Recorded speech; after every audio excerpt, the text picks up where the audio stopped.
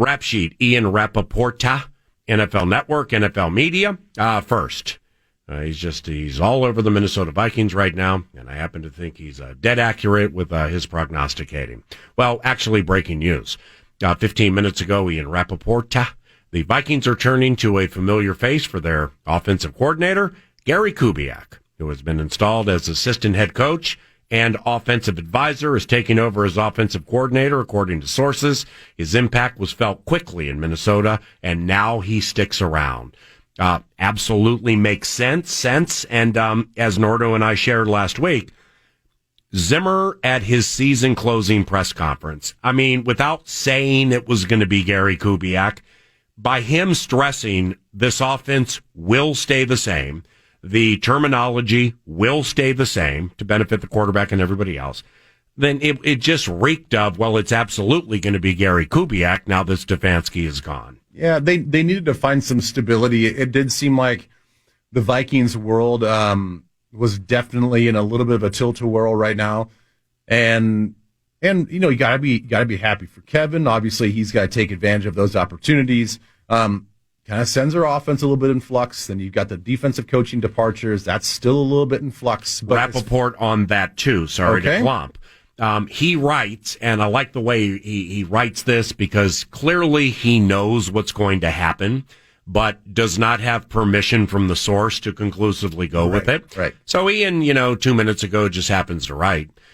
One option for their vacant defensive coordinator job, Vikings, split duties between impressive assistants, defensive line coach Andre Patterson, and linebackers coach Adam Zimmer.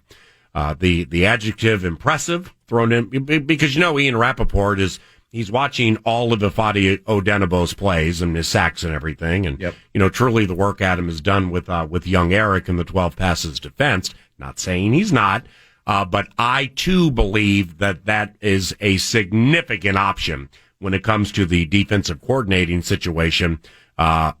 Split coordinators, Patterson and Zimmer.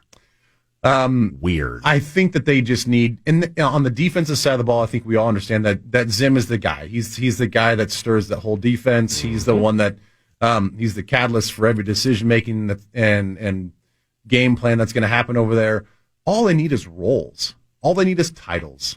Just solidify the titles. Yeah. Make it close all the loops. Yeah. Make it seem like here we are. We're this cohesive, set coaching staff. Now we can move on to player evaluation via our own team. Yeah. Free agency, draft, all that stuff. It's just nice that we need to close the book on the coaching stuff. We all know what's going to happen on the defensive side. We all know that Zim's the guy. I mean, he's the guy that kind of does everything. Just get everybody by their roles. Like, sure, if you want to make Adam the real defense coordinator, I don't think it changes anything. You want to make him a co-defense coordinator? I don't think it changes anything. It gives those guys a voice, which I think they all had a voice in the game plan. I think they all had opinions and they all had give advice based on the way they see the game. But ultimately, it comes down to Zim anyway. So at this point, close the book on it. Let's move on to 2020. I mean, I think you can appreciate this, and I'm speculating and just wondering aloud because if indeed there are co-coordinators, Andre Patterson, defensive line coach, Adam Zimmer, linebackers coach. Well, now, like assistant defensive line coach Robert Rodriguez. Mm-hmm. So if I'm Robert, or if I'm like somebody tied to him, okay, well, now we got Dre tied to this, and I'm his assistant. So what happens to my workload?